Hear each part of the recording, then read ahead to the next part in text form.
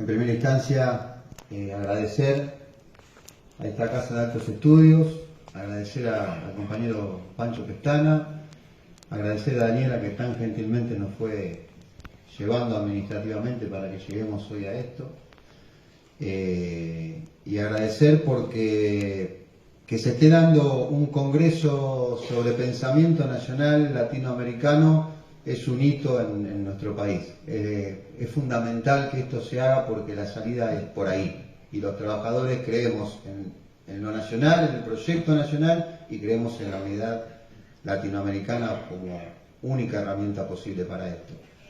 Hablar de esto como hablar de política, hablar de pensamiento nacional como trabajador es profundamente filosófico, y como dice la cátedra de políticas públicas de esta Casa de Altos Estudios, algunos de sus profesores plantean que esto es profundamente filosófico y que en la Argentina hablar de filosofía es hablar de peronismo. Y estamos en una universidad pública y gratuita porque estuvo el peronismo y porque estuvo el general Perón. En la Argentina ya tenemos un modelo nacional. Como lo dijo la compañera, fue presentado en público el 1 de julio de 1974 con ambas cámaras por el general Perón. ¿Y dónde entramos los trabajadores en ese proyecto de país? En todo, porque ese proyecto de país que hizo el general Perón, que primero lo desarrolla, lo cumple, lo realiza, luego lo transforma en doctrina y finalmente en un modelo nacional en su última etapa de vida material, fue simplemente sintetizar los anhelos de nosotros, los trabajadores argentinos, y transformarlo en un proyecto de país. Y esa misma lógica, un proyecto de país además, que tenía no solamente un contenido material, sino además un contenido espiritual. Y esa misma lógica usamos hoy los trabajadores. Y a ese mismo modelo lo único que tenemos que hacer es hacer muchas más de estas para ponerle a ese mismo modelo, a esos mismos principios, una montura para cabalgar este momento histórico, que es distinto a aquel, pero que tiene los mismos problemas.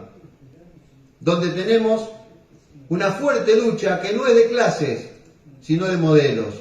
Donde los trabajadores seguimos siendo el sujeto histórico de esta historia y de esta revolución, con distintas formas que aquella época. Hoy tenemos los trabajadores registrados y ocupados, los trabajadores ocupados y no registrados, los trabajadores informales, los compañeros monotributistas, los trabajadores de la economía popular. Acá está el gringo, pero somos todos trabajadores. Y nos quieren cambiar el sujeto histórico de la revolución, y los sujetos históricos de la revolución seguimos siendo los trabajadores.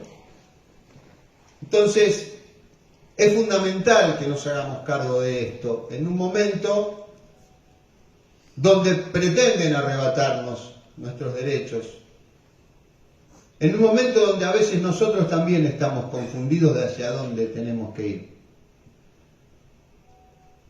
A veces creo que nos olvidamos de volver a nuestras fuentes. Nuestra doctrina es profundamente cristiana y por ende no puede ser materialista. Y nos hemos vuelto un poco materialistas, y en ese volvernos materialistas perdimos la solidaridad. Y quiero hablar de estas cosas porque justamente los trabajadores entendemos una lógica distinta quizá a otros sectores de la vida nacional y de la política. Nos quieren hacer creer que vivimos en sociedad porque hemos firmado un contrato social. Nosotros los trabajadores no firmamos nunca ningún contrato social. Nosotros vivimos en una comunidad organizada que no tiene nada que ver con un contrato social. Y que lo diga el gringo, sino la comunidad tiene que ver con el otro que está al lado. Y con ese otro que está al lado construimos. Levantamos la pared, hacemos el pozo, vamos al hospital cuando está enfermo. Esa comunidad organizada es la que queremos los trabajadores transformar en un proyecto de país. Transformar en un modelo que se transforme en una revolución. Pero tenemos un problema. El problema es que, teniendo todo en nuestra querida patria, no podemos solos. Ugarte, Perón, Bolívar estarían muy felices de estar hoy en este congreso, porque ellos entendieron que la salida es con la unidad latinoamericana. más hoy que el poder está cada vez más concentrado en el mundo. Y a veces nosotros nos creemos, los trabajadores no, pero hay muchos que se creen, que para salir del atolladero en el que nos metieron los del norte, tenemos que mirar a Oriente. Y el problema de los trabajadores latinoamericanos lo tenemos que resolver los trabajadores latinoamericanos, porque somos 662 millones de almas, porque tenemos todo, recursos materiales, recursos intelectuales, tecnología, pero tenemos que tomar la decisión. Y si la decisión de unir Latinoamérica como único camino para liberar a nuestro pueblo no la toman los gobiernos, decía Perón que si esa unidad no se hace por los gobiernos, se tiene que hacer por los pueblos. Y los pueblos esencialmente son trabajadores. Y por ende debemos ajustar nuestras organizaciones, reforzar nuestra central obrera, nuestras centrales obreras, hacerlas cada vez menos y más fuertes, y volver a recrear lo que el general Perón nos encomendó a los trabajadores y que se había hecho, una gran central latinoamericana de trabajadores que no responda a la guita que nos mandan del norte ni a la guita que nos mandan de Europa, que responda a nosotros mismos, que nos autofinanciemos y que definamos qué políticas queremos para nuestro continente. Y esto lo tenemos que hacer, porque de ahí depende nuestro destino. Porque hoy nos vienen otra vez a correr por derecha, a levantar los valores de la Revolución Francesa de igualdad, fraternidad y no sé qué más. Revolución que hicieron los pobres y disfrutaron los ricos. Revolución que lo primero que hizo fue prohibir los gremios con la ley de Chepelier. Revolución que se cargó 46.000 franceses con la guillotina y 800.000 presos y desaparecidos, el 4% de Francia. A eso es lo que quieren votar algunos jóvenes en la República Argentina. Si queremos eso, votemos lo otro. Y si no, compañeros, organicémonos. De esto depende nuestro proyecto. Acá nos preguntan, ¿qué proyecto quieren los trabajadores? Un proyecto de democracia social integral. Un proyecto con un banco central fuerte y poderoso que financie la industria pesada, que financie la tecnología. Un comercio exterior que esté dirigido por el Estado Nacional, porque la economía o la dirigen los pueblos a través del Estado o la dirige la oligarquía. Y más ahora que está concentrado un nuevo poder que es el poder tecnológico.